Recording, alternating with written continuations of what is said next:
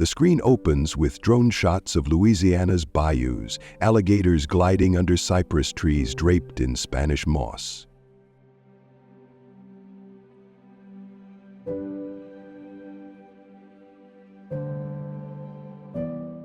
A close-up shows a $10,000 0-cent alligator leather briefcase gleaming in a Dallas boutique.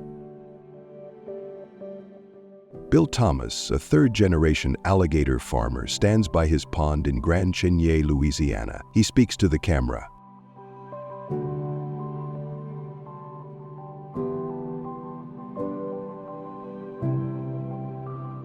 My family's worked these swamps for decades. We turn alligator hides into luxury goods, and it's part of Louisiana's soul.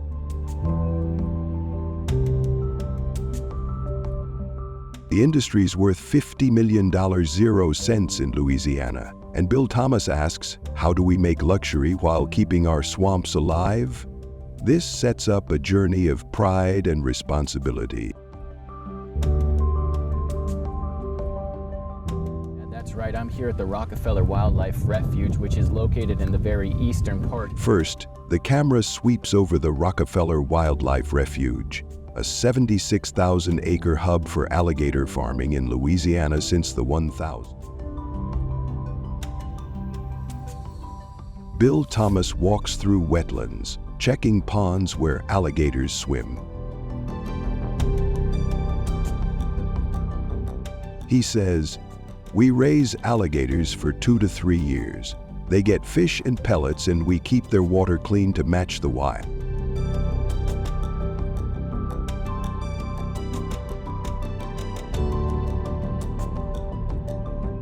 The Louisiana Department of Wildlife and Fisheries reports 2 million alligators in 2023, a recovery from near extinction in the 1,960s. Bill Thomas shows a CITES tag, required by the Convention on International Trade in Endangered Species, ensuring legal sourcing.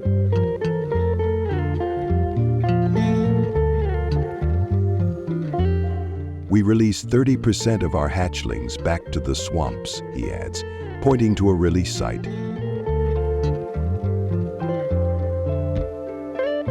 During harvest, workers use a stun device for humane processing, overseen by the U.S. Fish and Wildlife Service.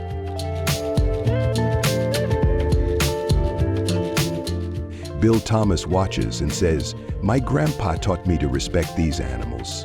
It's tough, but we follow strict rules to do it right."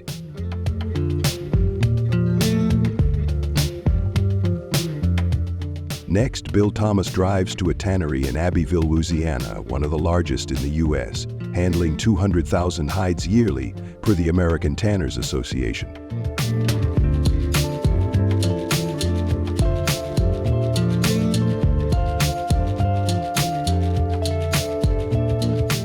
The camera shows workers skinning an alligator, focusing on the belly hide, the most valuable part.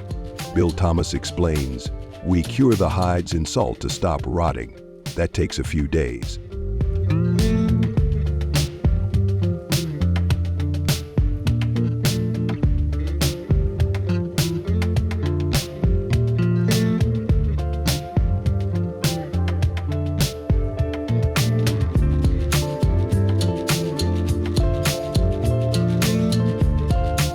The screen zooms in on a tank where hides soak in water to regain flexibility. Fixers then use a lime solution to clean off leftover tissue.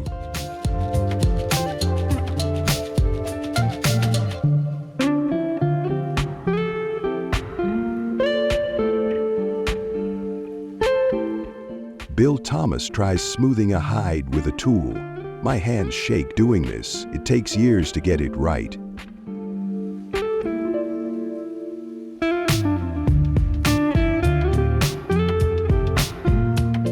The hides enter rotating drums for tanning, where chrome tanning makes them soft for modern fashion, or vegetable tanning creates a classic, stiffer look.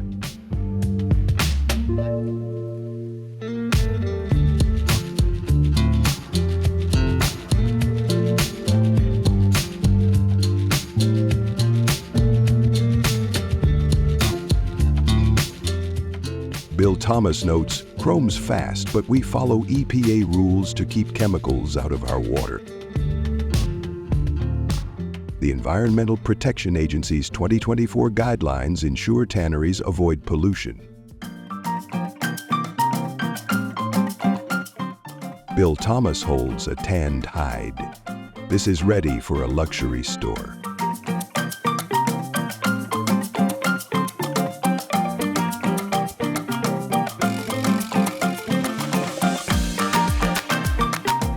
Then the process continues with bleaching to even out the hide's color, followed by dyeing to highlight the alligator's unique scales.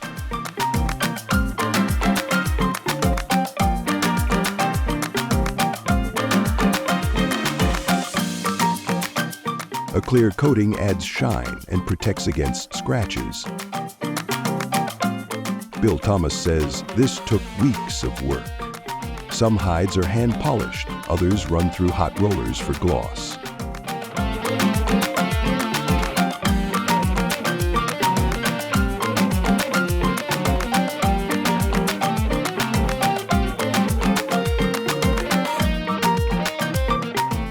The scene shifts to a Dallas luxury store, where Bill Thomas sees his farm's hides as belts and briefcases.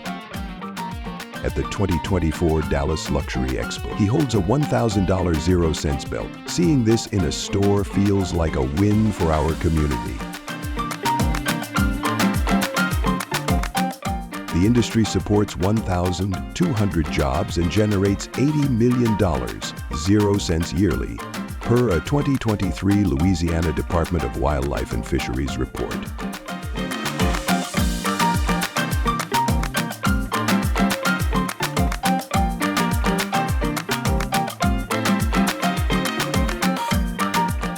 Bill Thomas adds, "My farm's profits helped rebuild a local school after a hurricane. That's what this work means."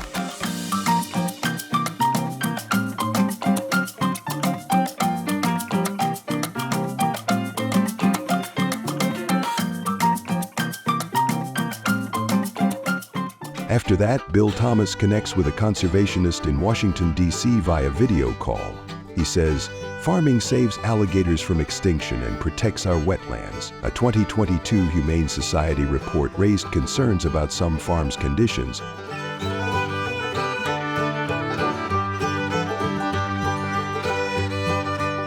But Bill Thomas counters, "We've tightened welfare rules, and the U.S. Fish and Wildlife Service checks us regularly."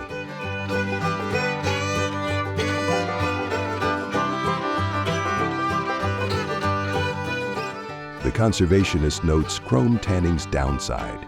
It can make leather non-biodegradable. Brands like Patagonia use cactus-based alternatives, he adds.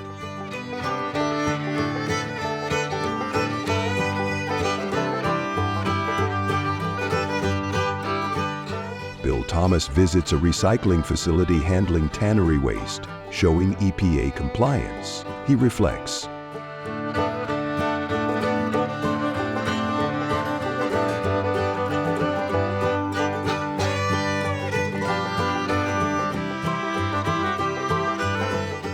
"I'm proud of our work, but we need to keep improving to protect our land."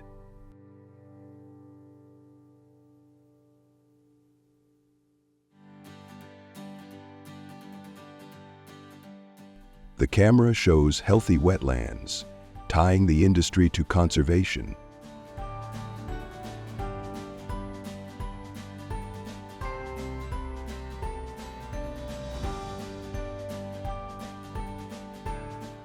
Finally, Bill Thomas stands by his pond at sunset, tossing a fish to an alligator.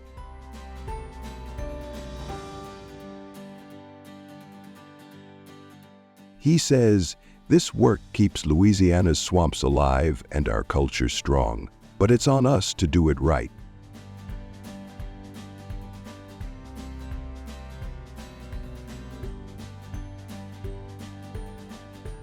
The screen shows a montage of wetlands, artisans polishing leather, and a $15,000 0-cents briefcase in a store.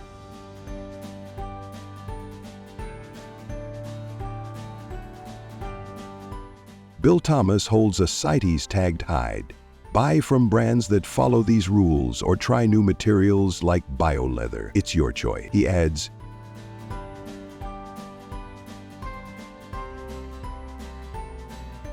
have you ever owned alligator leather? Comment below. The screen fades with text. Support Louisiana's legacy. Visit ldwf.org.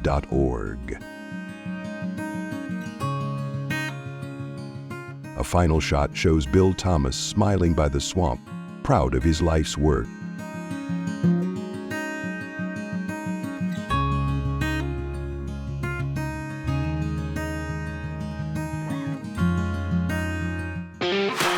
Hello friends, do you know how much money farmers can make from raising and processing crocodiles a year? It is estimated that the total income Americans earn from that can range from $1 billion USD to $1.1 billion USD per year. Today, let's join Trending Farm to discover how people raise and process crocodiles to make millions of dollars.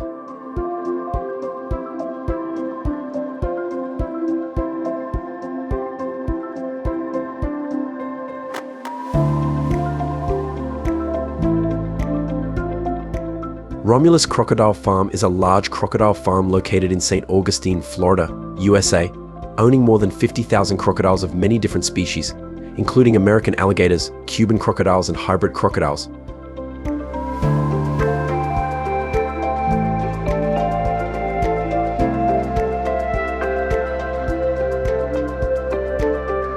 The farm has an area of more than 500 hectares, divided into many different lots, providing lots of living space for crocodiles.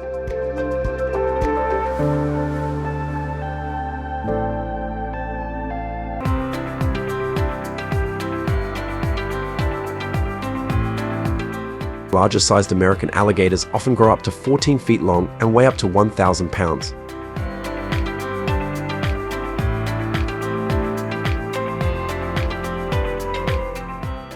The smaller size caiman has a maximum length of 10 feet and weighs up to 300 pounds. From August to November every year is the time when crocodiles are most active after the breeding season. This is the time for farms to prepare for egg incubation and choose the best breed.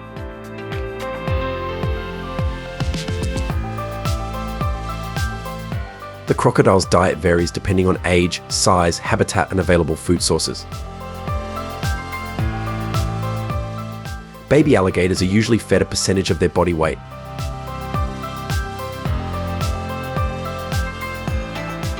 Baby crocodiles can be fed 3 to 5% of their body weight per day. Once mature, crocodiles can be fed specific amounts of food.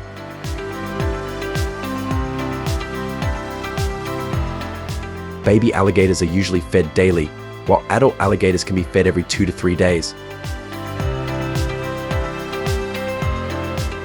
Crocodiles are carnivores and have a diverse diet. Foods often provided to crocodiles such as chicken, frog meat, pork.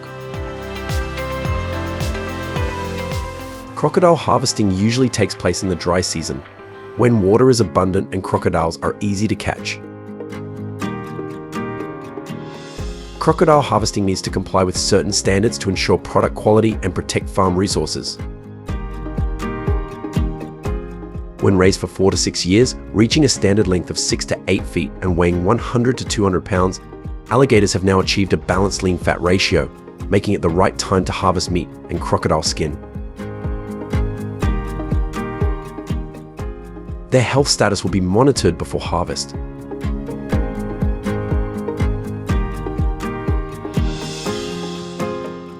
Signs of good health in crocodiles include normal activity, good eating, shiny skin, bright eyes, and no signs of illness. Depending on the needs of shoppers, crocodiles will be selected to be harvested for different purposes. If harvesting crocodiles for skin, workers will choose crocodiles with shiny skin, few scars and no damage. If they harvest crocodiles for meat, they will choose fat, healthy crocodiles.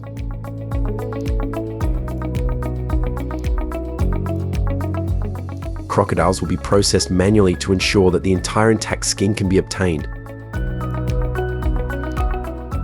The larger and more intact the crocodile skin, the higher its economic value. Therefore, chefs skillfully use knives to separate slices of meat from skin and bones. The tools will be carefully prepared so that the chef's operations can be carried out quickly and accurately. Have you ever wondered about the modern crocodile meat processing process? It is a process entirely run by talented professionals using advanced technology and machinery to ensure precise slicing and preservation of meat and food safety standards.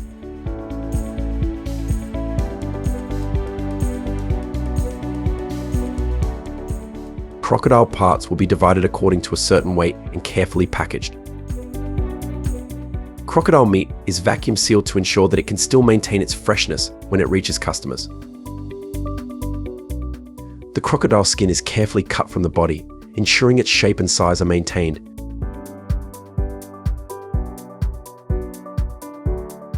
They are washed with water and detergent solution to remove dirt, blood, and other contaminants. Then soak in water for a few days to soften and remove remaining impurities. Next, the craftsman will treat the leather with lime water, tannin solution, and oil, and then dry it or use a dryer.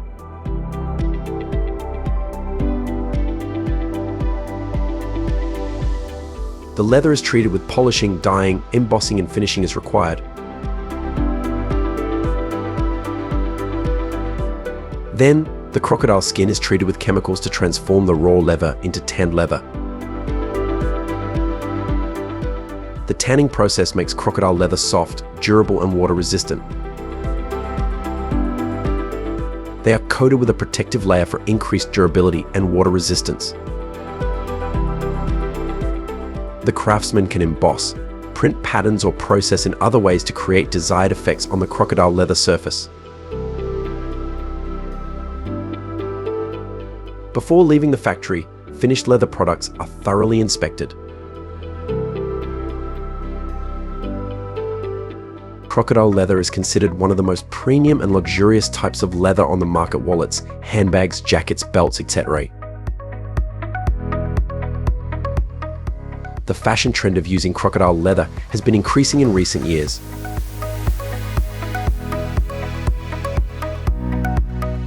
Therefore, the number of people buying crocodile leather products may also increase.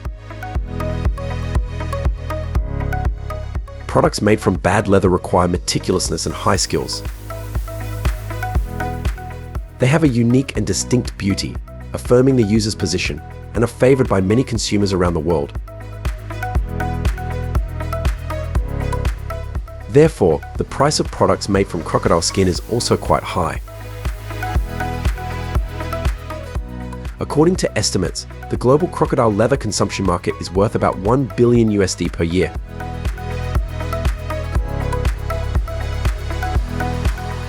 Some market surveys show that about 1% of the population in developed countries owns at least one crocodile leather product.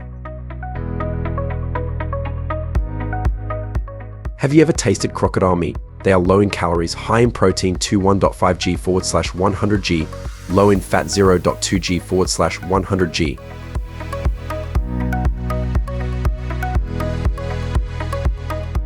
Crocodile meat is also rich in vitamins and minerals necessary for the body, such as vitamin B12, niacin, vitamin B6, iron, zinc, potassium, and phosphorus to help support physiological functions and enhance overall health.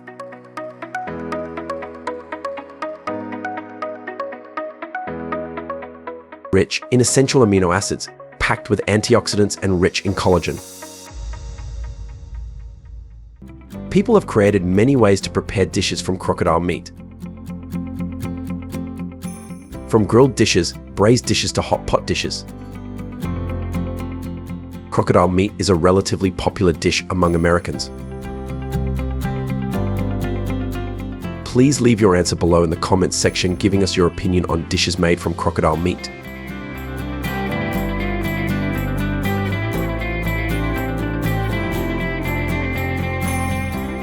Thank you for taking the time to watch the video and subscribe to our channel.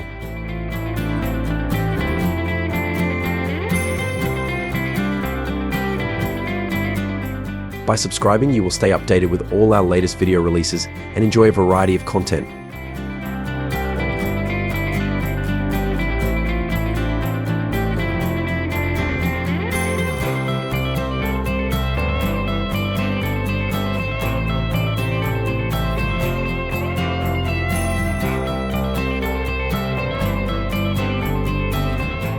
Think the USA is the land of the free?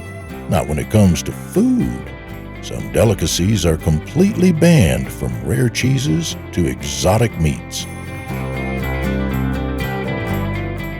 While some prohibitions are for health risks, others stem from environmental or ethical concerns, often tied to how they're made in processing factories.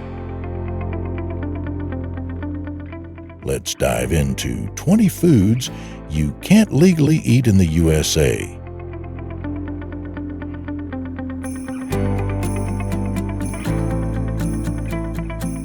Imagine biting into a fruit so dangerous it could send you into a coma.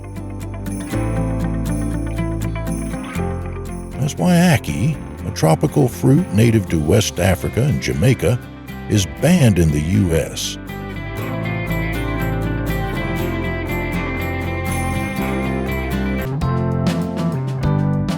When unripe, it contains hypoglycin A, a toxin that causes Jamaican vomiting sickness, leading to convulsions, coma, and even death.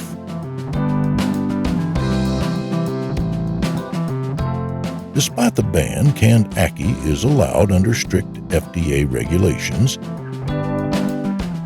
ensuring safety through careful monitoring in processing factories.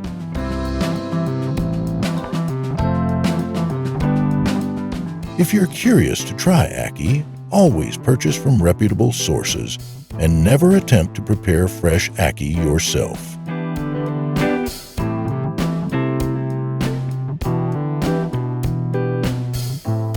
Safety first, this exotic delicacy is best enjoyed with caution.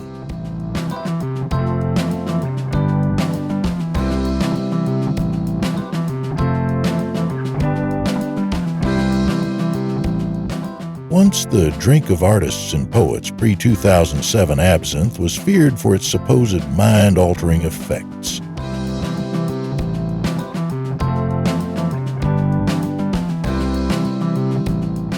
This strong anise-flavored spirit contained thujone, a compound blamed for hallucinations and erratic behavior.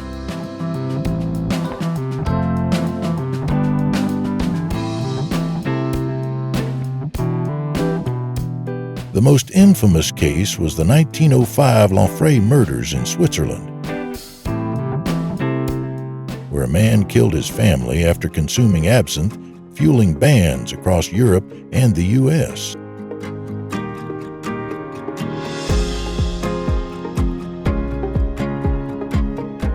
However, modern research debunked the myth, proving excessive alcohol was not the real culprit.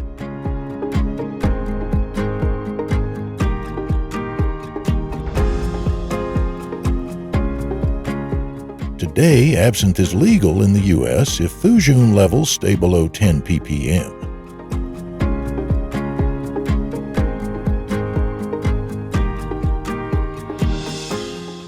Strict regulations in the processing factory ensure compliance, but enjoy responsibly, hallucinations won't happen, but overindulgence still has real risks.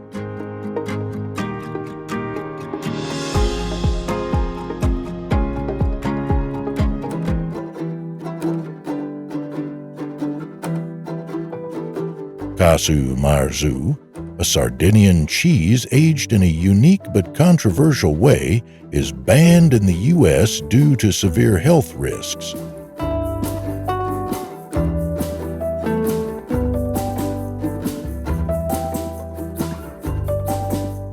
Packed with live maggots, this cheese undergoes uncontrolled fermentation, leading to bacterial contamination.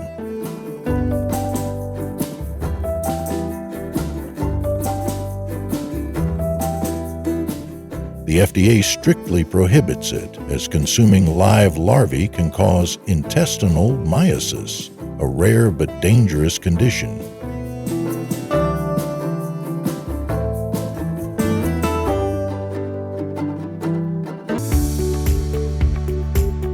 With bacterial levels exceeding safe limits set by modern processing factory standards, it's no surprise this cheese is illegal.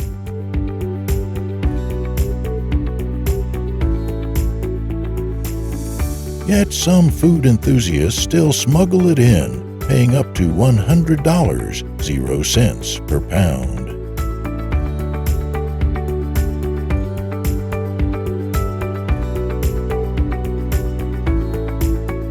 Personally, while culinary curiosity is great, no dish is worth risking your health.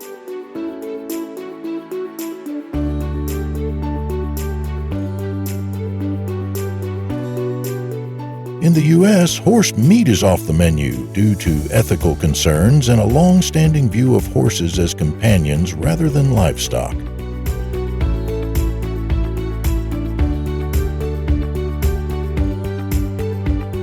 Some claim the processing factories were shut down in 2007 because horse meat is unsafe. But in reality, the ban was driven by public outcry and legislative roadblocks.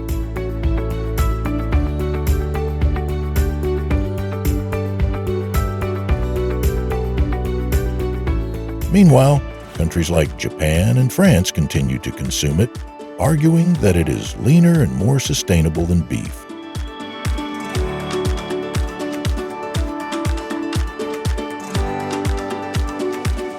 Critics say the ban ignores potential economic and nutritional benefits.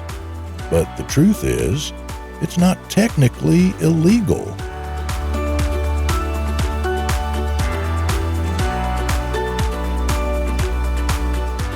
While processing factories are prohibited, importing and consuming horse meat remains possible.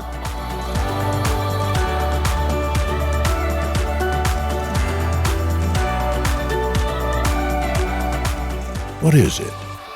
Fugu, or pufferfish, is banned in the United States due to the dangerous poison tetrodotoxin, which can cause paralysis if not prepared properly.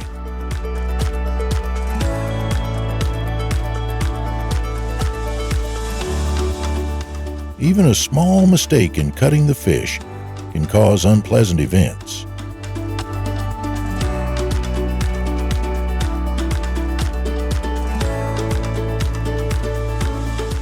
Despite the safety measures, the risk remains. There is no antidote for tetrodotoxin. So think twice before trying this delicacy.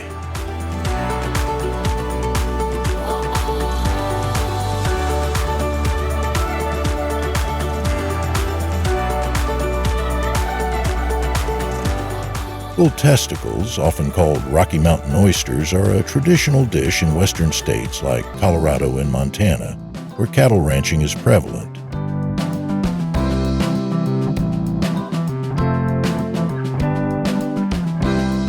Typically battered and deep fried, they are praised for their tender texture.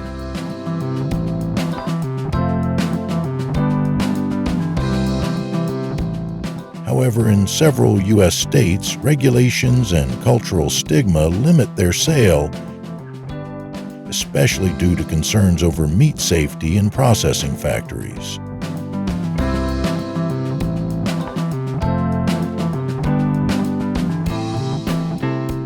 Despite the controversy, they remain a sought-after dish at ranching festivals.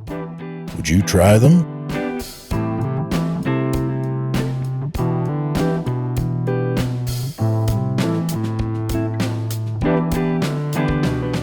Queen conch, a marine mollusk, beloved in Caribbean cuisine,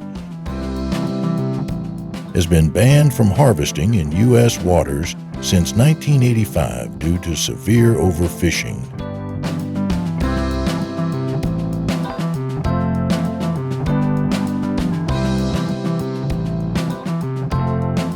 Once abundant, its population declined by 70% in some areas, leading to strict conservation efforts.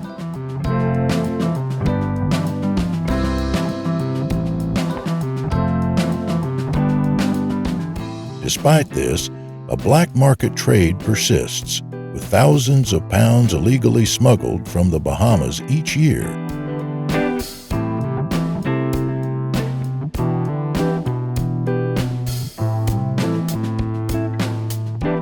While importing processed conch meat from approved processing factories is allowed, illegal harvesting threatens the species.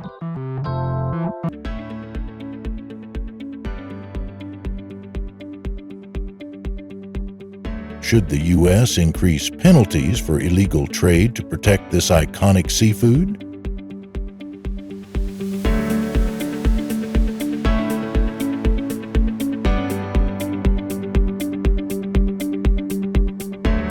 Hi, friends. Out here, the ocean shows no mercy.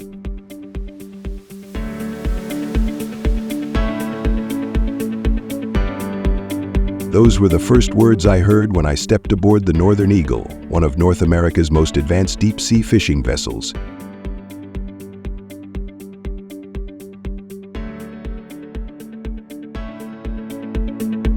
Capable of hauling 200 tons of Alaska pollock in a single catch, this floating processing factory never stops.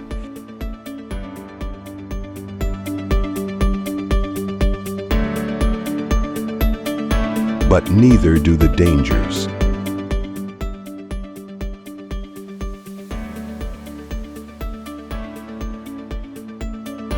As we pushed deeper into the icy, uncharted waters, the temperature plummeted to 31 DGF.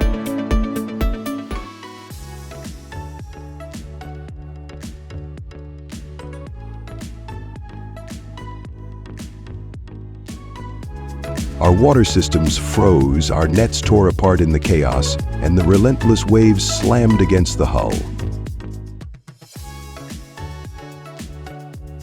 Yet, we pressed on.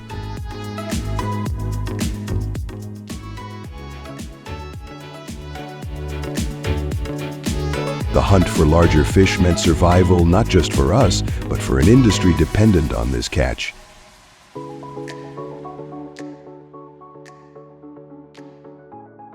Despite concerns about overfishing, strict regulations ensure sustainability.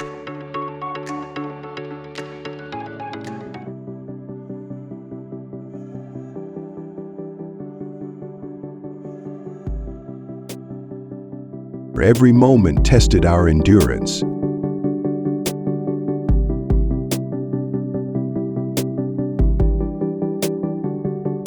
But as the processing factory below deck roared to life, churning out thousands of frozen fillets, I realized something.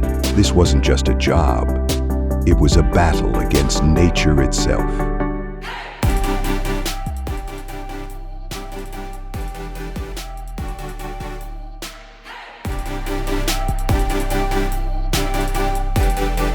Would you trade months of your life for a chance to earn big on the high seas?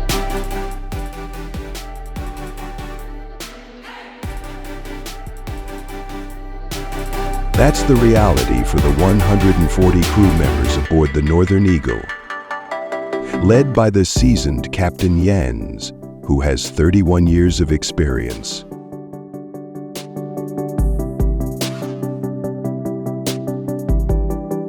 This floating processing factory never sleeps, and neither does its crew.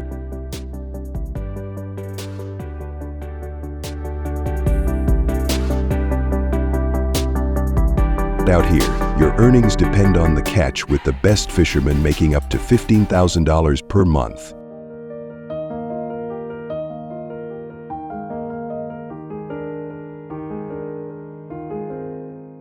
But would you endure 6 to 7 months at sea, braving minus 22 DGF temperatures and relentless waves just for the paycheck?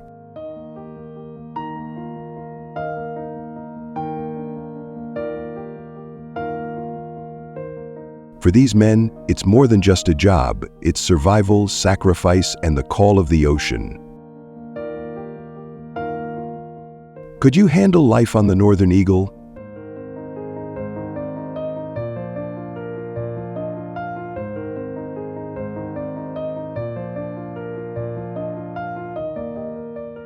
The reality of fishing on the Northern Eagle is a battle against the sea.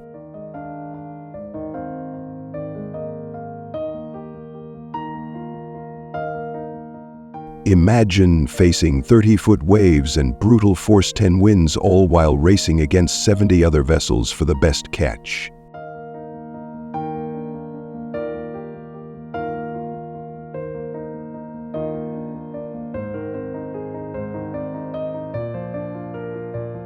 That's the reality aboard the Northern Eagle during the peak pollock spawning season.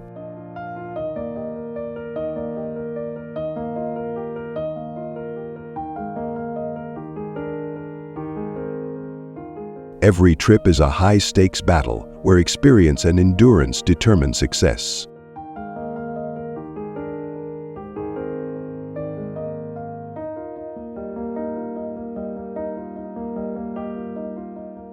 Before setting sail, the engineers work tirelessly, inspecting every part of the vessel.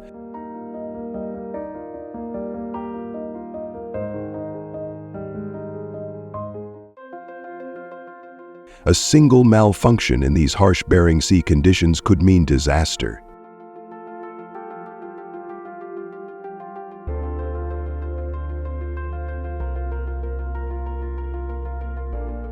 But even with top-tier preparation, the sea is unforgiving.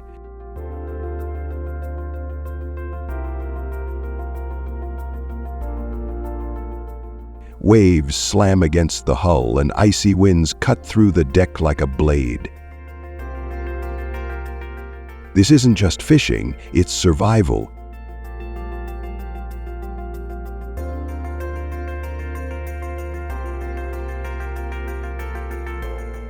So, how will this trip go? Only the ocean decides.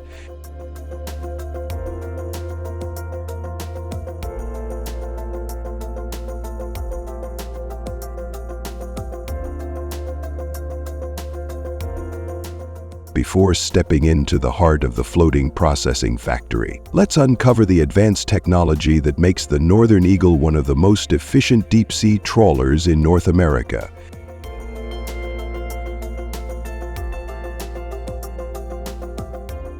Measuring 345 feet long and 52 feet wide, this high-tech vessel is equipped with state-of-the-art sonar scanning systems, capable of detecting pollock schools at depths between 328 and 1,968 feet.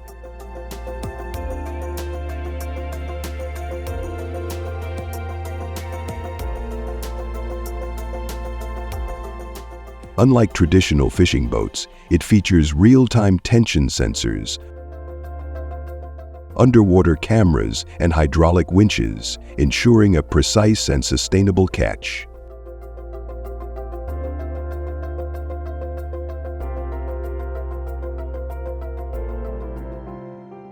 The vessel's massive trawling net, stretching half a mile, can haul in an astonishing 200 tons of fish in a single cast.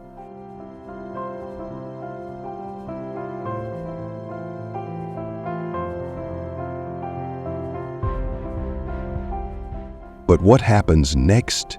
This is where the floating processing factory takes over, transforming fresh catch into market-ready seafood in record time.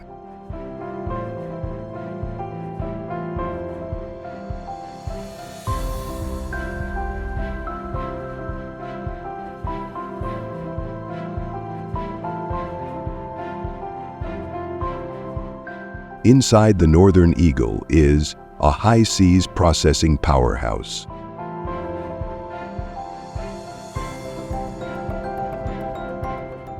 Unlike land-based seafood factories that receive pre-sorted fish, the Northern Eagle's floating processing factory handles freshly caught fish directly on board, ensuring maximum efficiency and freshness.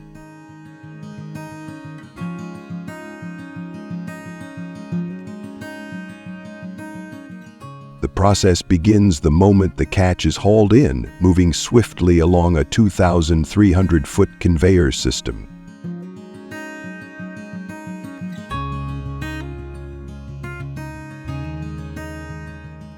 Automated sorting machines categorize the fish by size, while high-speed filleting stations, capable of processing 150 fish per minute, remove heads and bones with precision.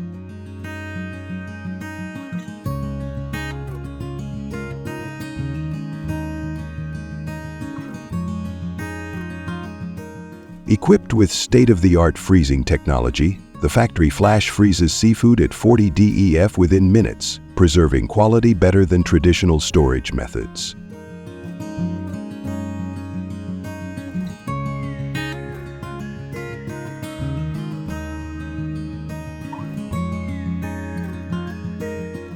Unlike land-based factories that operate under controlled conditions, this floating facility must function continuously in unpredictable, stormy waters,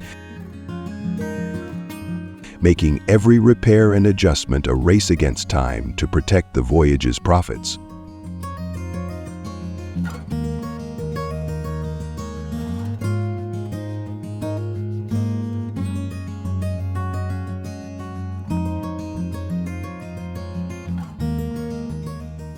On the Northern Eagle, where fishing, processing, and preservation operate as a single system, mechanical failures are inevitable, and when they strike, the entire processing factory is at risk.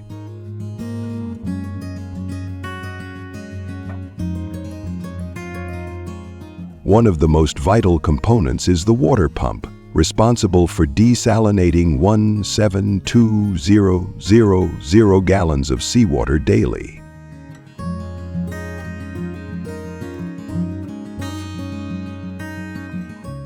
If it fails, the factory loses its ability to maintain fish quality, causing fish roe to deteriorate rapidly and resulting in substantial financial losses.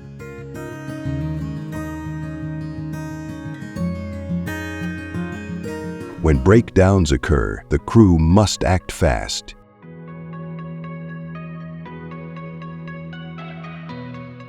Engineers scramble to repair pumps, restore power, and fix torn nets, all while the ship battles 30-foot waves. Beyond pollock fillets, the processing factory also produces fish meal, fish oil, and fertilizer, making every mechanical fix crucial to keeping operations profitable on this high-stakes floating factory.